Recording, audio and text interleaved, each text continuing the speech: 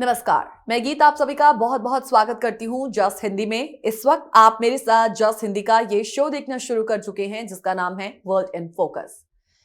जब जंगलों की हरी चादर धधकते अंगारों में बदल जाती है तब एक सवाल उठता है, ये आग प्रकृति की पुकार है या फिर इंसानी लापरवाही का नतीजा। जब जंगलों में लगी आग की खबरें सुर्खियां बनती हैं, तबाही का मंजर हमारी आंखों के सामने उभर आता है। समझ ही चुके होंगे कि हम बात कहां की कर रहे हैं। बात कैलिफोर्निया की हो रही है, जहां फैली भीषण आग ने एक बार फिर यही तो सवाल खड़ा किया, क्या यह केवल एक दुर्घटना है या हमारी पृथ्वी हमें बदलाव का संकेत दे रही है। यह आग केवल हरे भरे जंगलों को ही राख नहीं कर रही, बल्कि वहां रहने वाले पशु पक्षियों, इंसानों और पर्यावरण के संतुलन को भी खतरे में डाल रही है। हर साल ये आग और भयानक होती जा रही है और इसका प्रभाव ना केवल अमेरिका बल्कि पूरी दुनिया पर भी पड़ रहा है। तो आज वर्ल्ड इन फोकस में हम समझेंगे कि कैलिफोर्निया में इस विनाशकारी आग के पीछे के कारण क्या हैं। राइजिंग टेम्परेचर, अनकंट्रोल्ड डेवलपमेंट और ह्यूमन नेग्लिजेंस। और इसके साथ ही हम खोजेंगे कि इस संकट का आखिर सॉल्यूशन क्या हो सकता है। आइए करते हैं शुरुआत प्रोग्राम वर्ल्ड इन फोकस की। अमेरिका का कैलिफोर्निया राज्य भीषण जंगली आग की चपेट में है इस वक्त। यहां का लॉस एंजलिस शहर आग से सबसे ज्यादा प्रभावित है और अभी तक कम से कम 5 लोगों की मौत की जानकारी, तो कई लोग घायल भी हो चुके हैं।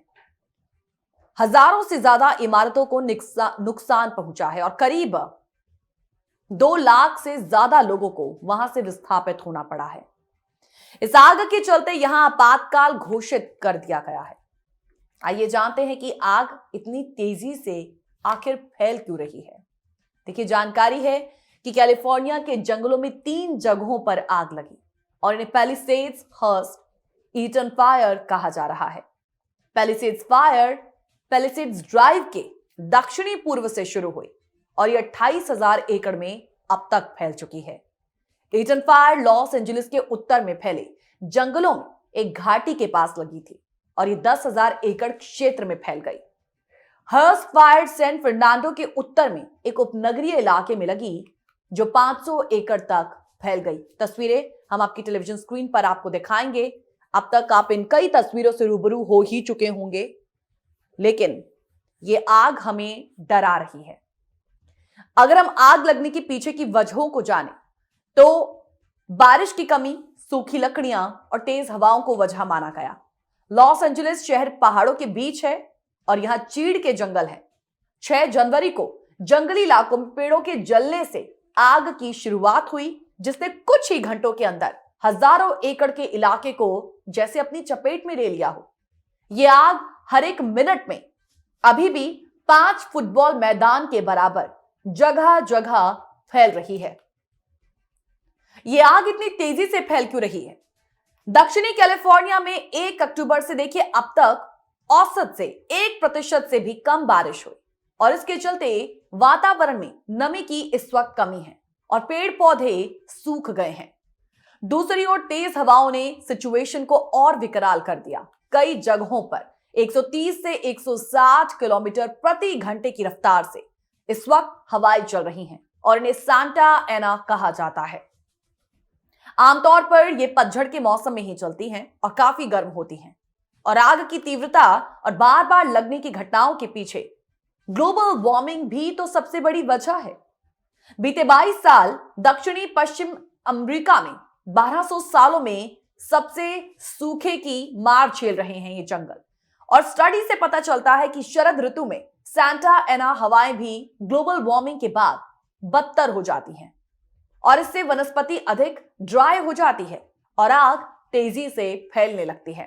देखिए, ये आग कैलिफोर्निया के इतिहास की सबसे बड़ी आग कही गई है। जो भी इस आग का विटनेस बना है उसने यही कहा कि ऐसी आग उन्होंने अपने जीवन में अब तक देखी नहीं। तो अब तक पैसाडेना से 2 लाख से ज्यादा लोगों को निकाला जा चुका है और इतने ही लोगों को घर खाली करने के लिए भी कहा गया है। कई सारे हॉलीवुड सेलिब्रिटीज के घर वहां पर राख बन चुके हैं। बताया गया है कि कैलाबास, मालिबू और लॉस एंजलिस में पैलिसेड्स फायर के मार्ग में आने वाले लगभग 37,000 लोगों को घर छोड़ने का आदेश दिया गया। बहुत सा नुकसान हो चुका है और यहां तक कई सेलिब्रिटीज के करोड़ों के घर यहां खाक हो चुके हैं। देखिए, जंगलों की आग की जब बात आती है तो एक खतरनाक सच्चाई ही है जो हर साल कैलिफोर्निया को तबाही की आगोश में ले लेती है। क्या यह जलवायु परिवर्तन की चेतावनी कही जा सकती है या फिर इंसानों की नासमझी का एक बड़ा सबूत? आग की लपटों ने हजारों परिवारों को बेघर कर दिया और करोड़ों का नुकसान भी पहुंच गया है। दरअसल कैलिफोर्निया का लॉस एंजलिस शहर पहाड़ों के बीच बसा हुआ है, जहां चीड़ के जंगल है और चीड़ के सूखे पेड़ जलने से आग शुरू हुई। कहा यह गया है कि आग को बेकाबू सांता एना विंड्स बना रही हैं। जंगल की आग यानी कि वाइल्ड फायर एक प्राकृतिक आपदा, लेकिन इसका बढ़ता हुआ प्रभाव अब मानव समाज और पर्यावरण के लिए एक गंभीर संकट है। इसे रोकने और कंट्रोल करने के लिए कुछ समाधान जरूरी हो चुके हैं। आइए उन उपायों पर एक नजर डालते हैं। आधुनिक तकनीक के उपयोग की जब बात आती है तो आज तकनीक ने हमें इस स्थिति से निपटने के बेहतर साधन तो प्रदान किए हैं, जैसे सैटेलाइट इमेजिंग और ड्रोन का उपयोग आग की प्रारंभिक अवस्था को ट्रैक करने और फैलाव को कंट्रोल करने के लिए किया जा सकता है। आर्टिफिशियल इंटेलिजेंस एआई आधारित मॉडल आग की संभावना वाले क्षेत्रों की पहचान कर सकते हैं और पहले से चेतावनी देकर बड़े नुकसान को रोक सकते हैं। थर्मल सेंसर ये उपकरण गर्मी के स्तर को ट्रैक करते हैं और आग लगने के पहले संकेतों को पहचानने में हमारी मदद करते हैं। बात प्रभावी वन प्रबंधन की करेंगे। जंगलों की उचित देखभाल और प्रबंधन आग को रोकने में एक प्रमुख भूमिका निभाते हैं। सूखी वनस्पति की सफाई, सूखी पत्तियां, लकड़ी और अदर इन्फ्लेमेबल मटेरियल्स को नियमित रूप से हटाना इस आग के फैलाव को रोक सकता है। अगर बात करें फायर ब्रेक की, तो जंगलों के बीच खाली जगह या नमी वाले क्षेत्रों का निर्माण किया जा सकता है जो आग को एक स्थान से दूसरे स्थान पर फैलने से रोकते हैं। स्मार्ट प्लांटिंग की बात की जाए तो ऐसे पौधे और पेड़ लगाए जाएं जो आग के प्रति अधिक प्रतिरोधी हों और जंगलों की संरचना को मजबूत बनाएं। तीसरे पॉइंट पर आते हैं जो कि है जलवायु परिवर्तन पर नियंत्रण। देखिए, वाइल्ड फायर के प्रमुख कारणों में से ये एक है। बढ़ता टेम्परेचर और सूखे की अवधि जंगलों को अधिक सेंसिटिव बना रही है।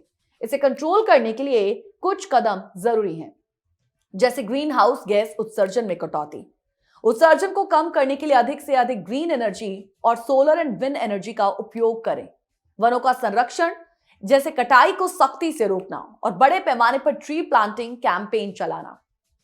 पानी के प्रबंधन की बात करें तो सूखे की स्थिति से निपटने के लिए जल संरक्षण परियोजनाओं पर ध्यान केंद्रित करना जरूरी हो चुका है।